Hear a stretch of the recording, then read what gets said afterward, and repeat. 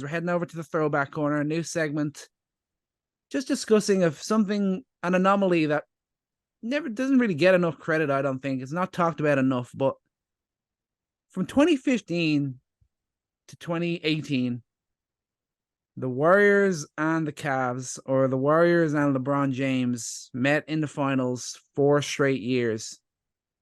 That is insane, especially when you think of the fact that we've had different teams in the playoffs over since 2019. Nobody's gone to the finals back to back, and these two teams went there 4 straight years in a row. The dominance there, just absolutely insane. And to put it into perspective, you think like the most famous rivalry battle of the finals is the Lakers and the Celtics. They never did more than 3 years in a row going to the finals.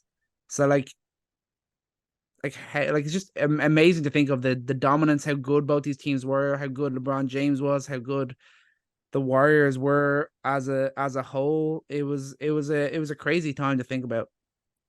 I I never knew that that was the longest because I thought about those Lakers Celtics. So to find that out, I was like, that's crazy. 4 years in a row is the longest streak in the NBA, and it's the longest streak in American sports. And the MLB, the only time the longest one they ever had was three in a row back in the 20s with the Giants and the Yankees. So I don't even know how many MLB teams were back in the 1920s. In the NFL, there's only one rematch. There was never multiple years in a row. One rematch between the Cowboys and Dolphins, 72 and 73. In NHL, the last time they had a three-peat was in the 80s between the Oilers and Islanders. 4 times in a row is the longest streak in American sports. And I think it's crazy to think about like objectively now because you're like just the feat of how good those two teams were. Or like if you're a pessimist like me, maybe how bad some of the other teams were that they were facing. I don't know. Look at the Eastern Conference. But I think it's crazy to think about how those faces pretty much stay the same except for Kevin Durant going to the Warriors. But LeBron, Kyrie, Kevin Love against Curry, Thompson, Green, and then Durant. But that rematch over and over, I think it was during the time it felt and it still feels like a dark period of the NBA in a way. Where like the NBA just kind of belonged to the Warriors, the NBA pretty much just like belonged to LeBron, and like there wasn't a lot of purpose to nuanced conversations of like, oh, who's gonna make it to the finals? Like, who has a chance? It's nobody had a chance. Nobody had. I mean, even if you just look at the team, like you go down the West, OKC, they should have been there. It should have been Russell Westbrook and Kevin Durant in the final, but they gave it up. I mean, that definitely was a story. The Spurs, I mean, that was a dynasty that had ended its course. They were phasing out, and that was kind of a passing of the torch moment when they eliminated the Spurs. I mean, but Harden twice, Harden never had a chance. It was always like him against the world. And then Dame just sniffed the finals, but they never really had a chance against them in the finals, in the Western Conference Finals. And the East too. I mean, look at the East, the competition that LeBron had. Not even to say that it was bad competition, but I think just compared to the greatness that those two teams achieved during that period of time, it just wasn't close. I mean, you look at that 60-win Hawks team for sure, great. They had what 3-4 All-Stars. You could probably look back and call them like All-Stars, but not true superstars in their time, and that just was so apparent when they faced LeBron. Like it was obvious. And I think basketball is like one of those sports too. Like you compare, maybe why is there 4 years in a row in the NBA and there never was in any other sport? I mean, you have one guy like LeBron that can turn it on, and the levels to this sport is unbelievable. Like he can supersede 3 amazing players because he is top 2 all time in this sport, one of the best athletes to ever walk this planet. And I mean, it still breaks my heart to you look at DeMar and Lowry. That was such a great Toronto. That was during that period of time. Like the Raptors were an amazing regular season team, season team. And I mean, even facing them in the regular season, they looked like a team that could potentially beat LeBron. and it was never close in the playoffs. And I have to say the same too, like about the Bulls, and I will put so many asterisks against the Bulls not winning against LeBron during that period because of Rose being injured. And I still fully believe that a healthy Rose and a rising Jimmy Butler, I mean, that's it's. I mean, hindsight's 2020, but I don't know. But It's even gonna then, pain you forever, and rightfully so. dude, it will. It will. I mean, I won't even go into the details of why that shouldn't have even happened, but that team too never had a chance because of how great LeBron was. At the end of the day, like the king made it. There's 4 years of that darkness for everyone else, but just crazy to look back on. I didn't even realize like mentally that was 4 years when you first mentioned it to me. Yeah, no, it was a weird sort of situation, and it's like obviously the Warriors won it 3-1 on the whole in terms of a series, but like what they had to do to bounce back. Like Draymond Green's talked about this. Like he fully believes that the Warriors may never become the dynasty after 2016 if they didn't add Kevin Durant.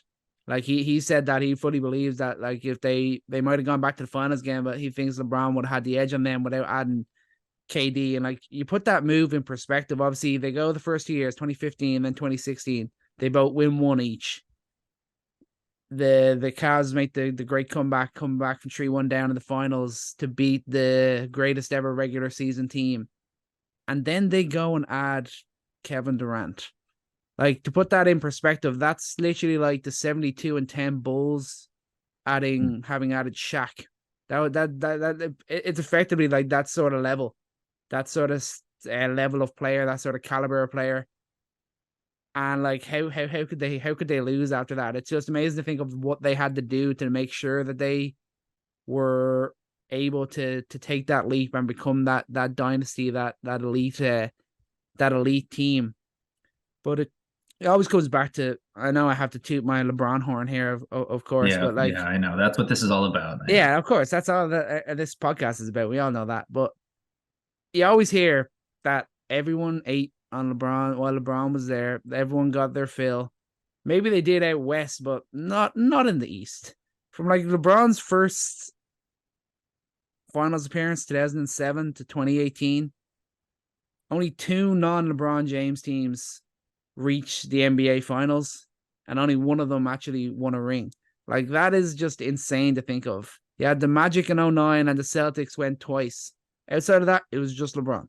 Like that is a crazy thing to think of. And to think of that elite Warriors team, the guy that they had to bring in to make sure that they were able to beat LeBron and Kyrie. LeBron and Kyrie were, as a duo, probably up there with my favorite ever all time. Watching the game, watching them two together, was just unbelievable. It's sad that it had to end too quick, but it was an amazing thing to see, and you kind of look at it. When you're looking back on it, it's kind of crazy to think that that actually happened. Like the greatest regular season team ever added what one of the probably maybe the greatest scorer ever to their team. Like how is that able to happen?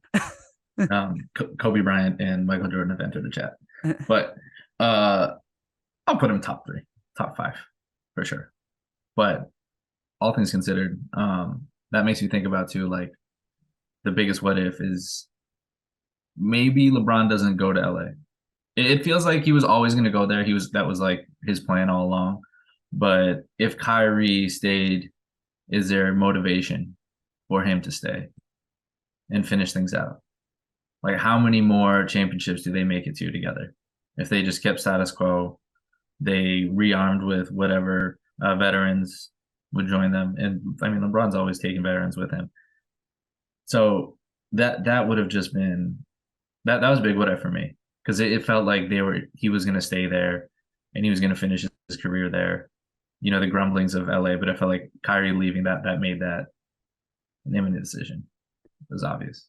Oh yeah, that's always going to be the ultimate what if. It's going to be in the minds of Cavaliers fans. I have a feeling that it's on the minds of both Kyrie and LeBron too, because Kyrie went and made his little switch to Boston, then quickly came to the realization Yeah, maybe I'm better as a second option, and I need to go and team up with a dominator again, and he's done it in Brooklyn and likely doing it again now in over in Dallas as well. But always going to be a what if, and like there's just so many, and even in these great sort of situations, there's always those what ifs and what could have happened.